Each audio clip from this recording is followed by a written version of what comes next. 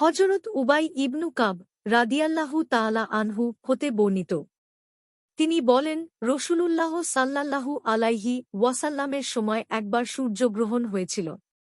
তিনি তাদের নিয়ে নামাজ আদায় করলেন। তিওয়ালে মুফাসসালের সূরা দ্বারা কিরাত পড়লেন। এরপর প্রথম রাকাতে ৫টি রুকু করলেন, ২টি সিজদা করলেন। তারপর দ্বিতীয় রাকাতের জন্য দাঁড়ালেন। তিওয়ালে মুফাসসালের একটি সূরা দিয়ে কিরাত পড়লেন। এরপর একটি রুকু করলেন, ২টি সিজদা করলেন। অতঃপর কিবলামুখী হয়ে বসলেন। সূর্যগ্রহণ শেষ না হওয়া পর্যন্ত বসে বসে দুআ করতে থাকলেন। আবু দাউদ ১১৮২, আহমাদ ২১,২২৫, মিশকাতুল মাশাবিহ ১,৪৯২।